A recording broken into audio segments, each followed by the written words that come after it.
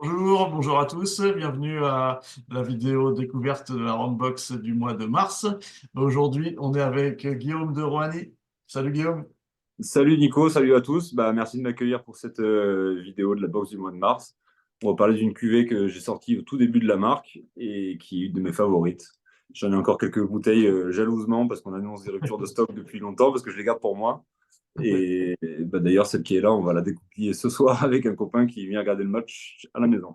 Ah, magnifique. Ah, je ne savais pas que c'est la première cuvée ou une des premières cuvées que tu as sélectionnées?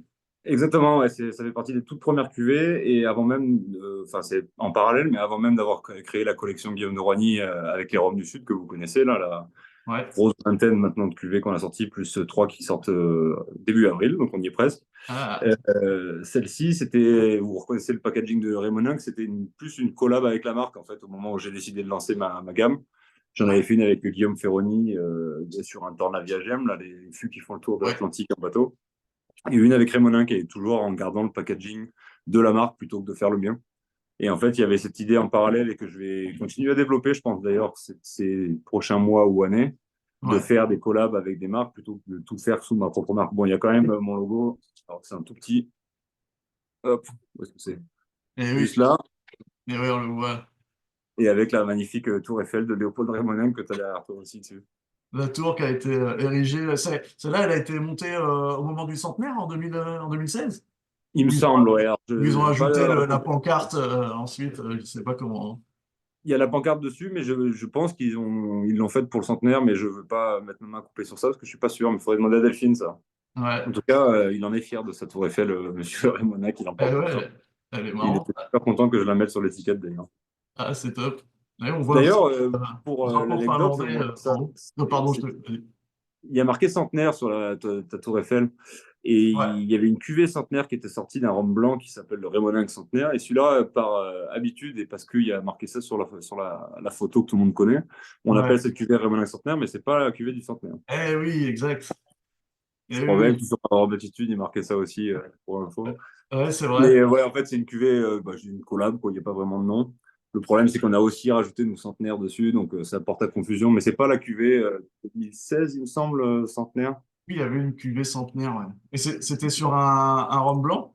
Un rhum blanc, ouais, étiquette noire dans la même bouteille, justement. Donc, c'était une petite erreur de débutant sur la première cuvée d'avoir. Je pense qu'on n'aurait pas dû le marquer là sur l'étiquette. Parce que du coup, on confond. Eh C'est oui, du pas coup, du tout en même temps. Mais bon, c'est la même bouteille, c'est le même genre de rhum dedans, mais à la dégustation, vous verrez que c'est pas la même chose. eh oui. Eh oui, je suis en train de regarder en même temps et je vois en effet la même forme de bouteille. Par contre, ouais, c'est pas du tout le même style d'étiquette. Ouais, d'accord. Voilà. Du coup, cette cuvée, Guillaume Dorani, du coup, Bah euh, voilà.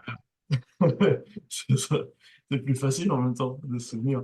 Je Comment, dirais qu'elle a pas vraiment de nom, en fait, donc ça porte un peu à confusion, ouais.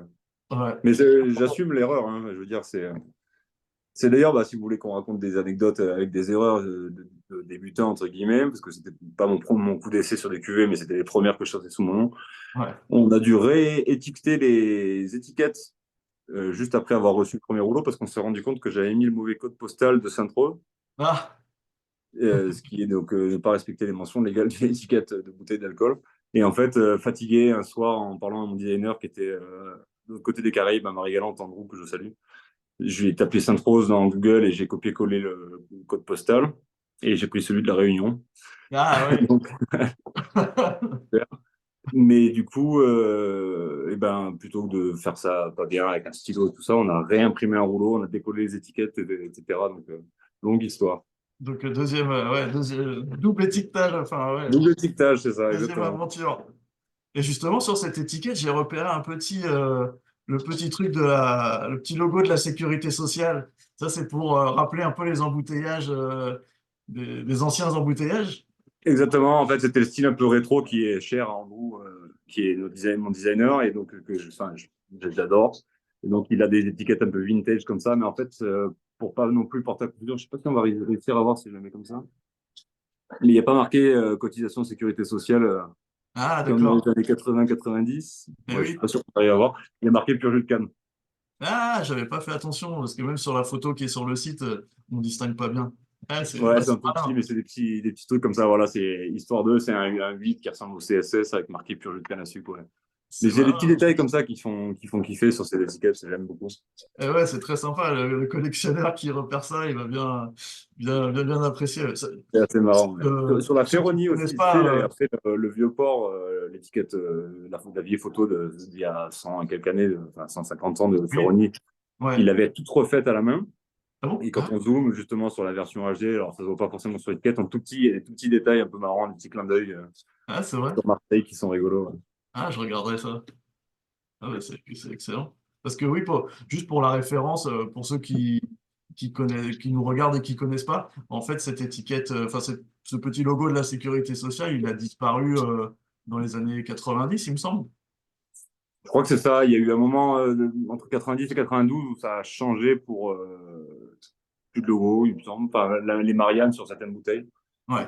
Et on avait même avant ça, années 60, 70. Encore une fois, je suis un peu fatigué ce soir, mais il y avait un D pour digestif sur Il y avait le l'alcool. D, ouais. Et je crois que le D et le petit logo de la Sécu ont cohabité pendant quelques années Mais début, milieu des années 80. Donc c'est voilà, ça. des petits trucs qui Ça permet de calibrer un peu les dates de vieilles étiquettes qui n'ont pas forcément plus d'infos que ça. Et exactement. j'ai des notes sur ça parce que je suis un peu collectionneur, comme tu le sais, de mon côté. Mais Ouais. t'ayant dit que j'ai fait de la compta toute la journée, j'ai plus ça en tête. Ce soir, les chiffres, j'en ai trop vu aujourd'hui, là. Alors, bah, parlons rhum, du coup.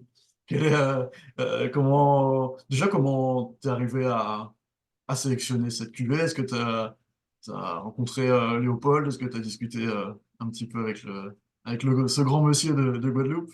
Carrément, j'ai eu plusieurs fois l'occasion de passer du temps avec lui, de déguster avec lui et de visiter le domaine. Il m'a expliqué sa double colonne inox et tout. C'était assez passionnant. Puis il est passionné, donc c'est des grands moments toujours avec lui. Un monument du rhum, il y en a qui l'appellent le pape du rhum, parce que c'est un des plus anciens doyens encore sur cette terre du monde du rhum à l'ancienne. Ouais, Euh, Comment ça s'est fait? Ben, j'avais des bonnes relations avec surtout Delphine de Rémonin, qu'on se croisait sur les salons et on s'entendait bien. ouais, Et quand j'ai commencé à vouloir sélectionner des produits en Guadeloupe, bah, je me suis tourné vers elle directement. Et parce que c'est des produits qui me plaisent, et là, heureusement, avant tout. Et ça s'est fait une première année quand je travaillais encore avec les Frères de la Côte à l'époque et le Tresson-Bresse, ouais. quand on avait déjà chargé du rhum à bord du bateau Galante, donc un autre voilier d'une compagnie indépendante, que j'avais fait travailler pour les projets Frères de la Côte. Et donc, je l'avais fait charger du Rémoninck cette première année-là. Ok. Il y avait eu un brut de colonne que j'avais sélectionné et un rhum qui avait été transporté dans une barrique de Porto. Et après, j'avais plus trop suivi le projet. Mais l'année suivante, en fait, quand j'ai commencé à créer mes produits et continuer à travailler avec le Galant de mon côté, je les ai renvoyés chez Raymond en fait, Ok. pour sourcer les produits de ma première cuvée, enfin, de mes premières cuvées de ma nouvelle gamme qu'on a faite avec les rhums du Sud. Donc, on a chargé plusieurs types de produits. On a chargé du vrac de blanc en contenant inerte. Ok. Et on a aussi chargé c'était quoi? Un vrac de blanc en contenant inerte. On en a chargé dans des petits fûts de 50 litres aussi pour faire ce qu'on a appelé des single small casks Ouais. avec des traitements un peu rapides en mer. C'était assez marrant. On avait sorti ça au début, donc dans la collection Guillaume de Roigny, Rhum du Sud, il y en a quelques-unes. Ouais. J'avais vraiment essayé à l'époque de trouver du rhum vieux chez Ramonin que j'adore, moi, ce style guadeloupéen Ouais. aromatique. Ça a été compliqué d'arriver au terme du projet dans les délais qu'on avait. Ouais. J'avais sélectionné un jus qui était magnifique, hein, mais bon, c'était trop compliqué à mettre en place avec le bateau, les machins comme ça. Ouais. Et donc, on avait transporté du blanc comme ça. J'avais chargé aussi du Montebello cette année-là sur le Galant. Ok.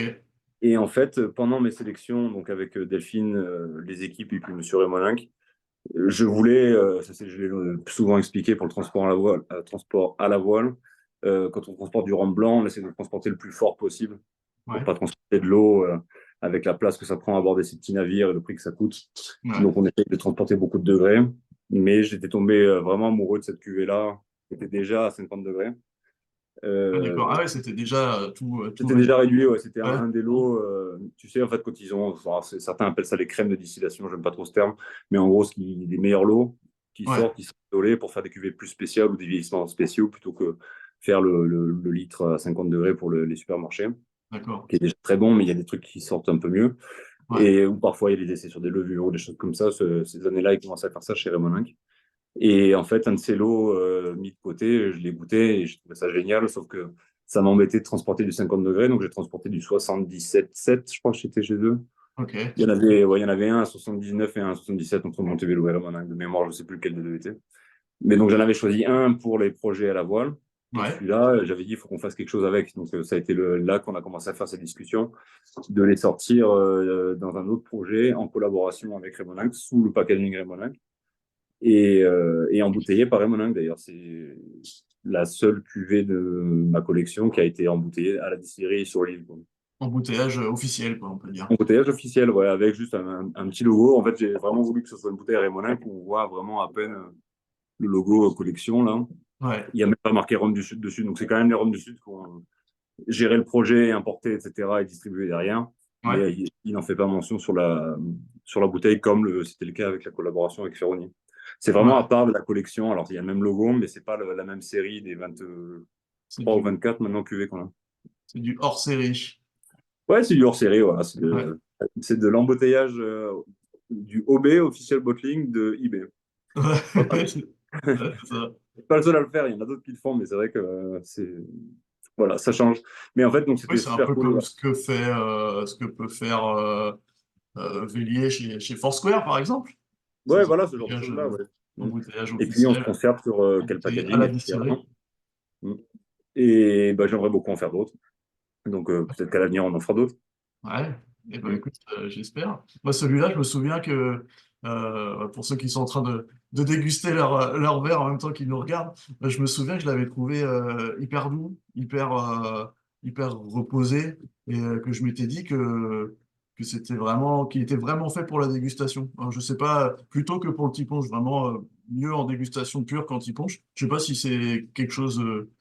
Je sais pas si tu es d'accord avec ça, et si c'était pensé pour ça, ou si c'est comme ça que tu l'as vu, toi, la première fois que tu l'as dégusté. Bah, alors, c'est vrai que, bon, déjà, de un, je suis un gros fervent du rhum blanc en tant que produit de dégustation. Ouais, Je parle même souvent de ça comme une eau de vie de canne plutôt qu'un rhum blanc parce que ouais, hein. Puis il y a même souvent les Anglais disent mais pourquoi vous dites rhum blanc en français alors qu'en anglais on dit rhum non vieilli et c'est peut-être même plus logique. En ouais, tout cas, moi j'aime bien parler d'eau de vie de canne, surtout que j'aime aussi beaucoup les rhums blancs d'alambic, enfin de pot de style, je m'entends. Et, ouais, euh, et donc en fait, moi je le déguste souvent dans un verre à tulipe sans autre forme de procès que ça. ouais, Il y a aussi en deuxième lieu dans les rhums agricoles colonnes des Antilles des ouais, rhums qu'on appelle un petit punch en kit. C'est-à-dire ouais, que, enfin, petit punch déjà tout préparé, quoi, comme s'il était fait en bouteille, parce qu'il y a ce ouais, petit goût citronné assez agréable. ouais. Parfois, alors, une sucrosité, une impression de sucrosité avec l'aromatique de canne Un et gras avec la aussi. rondeur, le gras, etc. Et ce qui est le cas Ouais, souvent avec les Rémoningues sur la double colonne inox, là, qui sortent des jolis gras comme ça.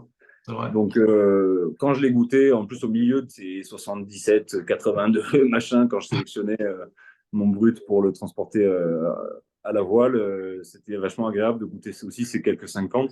Et Ouais, celui-là sortait vraiment du lot. Il avait ce côté presque, alors, pas vanillé, mais presque ce côté vraiment gras et tapissant, un peu comme si on ouais, croquait une gousse de vanille. Le ouais, côté canne fraîche, sucre résiduel, encore une fois sans sucre, mais avec un peu ouais, pistache. velouté. Ouais, il y a un côté. Mm. Ouais, Et donc, voilà, ce petit punch tout fait. Alors, j'en ai eu aussi l'occasion d'en goûter un petit punch. Tu as la version petit punch sucre, citron, qui peut être un peu lourde, je trouve. Franchement, je suis pas et oui, c'est persuadé ce que que ce je soit le m'étais meilleur moyen dit, de le du coup, parce consommer. qu'il était déjà tellement rond, tellement Bah bon, ouais, ouais, c'est ça. que. Il est hyper ample, hyper reposé, hyper souple. Il n'y a pas du tout de brûlure ni d'attaque. Je trouve que l'alcool est super bien intégré. Euh, et autre chose, il y a la version petit punch un peu décalée où tu mets juste ton petit ongle de citron vert et pas de sucre. Ou Ça, l'inverse, c'est 3 grains de sucre quand tu as moins envie de boire un truc un peu trop chaud. Voilà. Donc, comme ça, ouais, pourquoi pas, mais moi, clairement, c'est de la déguste en verre tulipe et de la déguste où où on boit des coups, quoi. C'est ouais, pas non plus le truc où on trempe les lèvres et qu'on a fait le tour. Pour moi, c'est le truc où tu te resserres un deuxième verre après avec les copains, ce qu'on va faire après, hein. ouais. Bon, bah, complètement d'accord, ça. Je suis content parce que je suis pas, voilà, j'avais un peu saisi l'esprit de cette cuvée, donc De la cuvée, ouais, ça m'étonne pas. Tu dégustes bien, puis on a les mêmes goûts, on aime souvent les mêmes choses. Donc, ouais, c'est vrai, mm, c'est vrai, on a eu l'occasion de se retrouver dans des endroits assez sympas, exactement. notamment quelque part dans l'Atlantique. J'hésite à y retourner cette année. Je sais pas encore si j'ai le temps ou pas, mais ça me brancherait bien d'y refaire un tour. Puis j'ai vraiment envie de travailler avec cette île dans l'Atlantique là. Je m'y efforce, c'est pas facile parce que c'est un peu dur d'accès.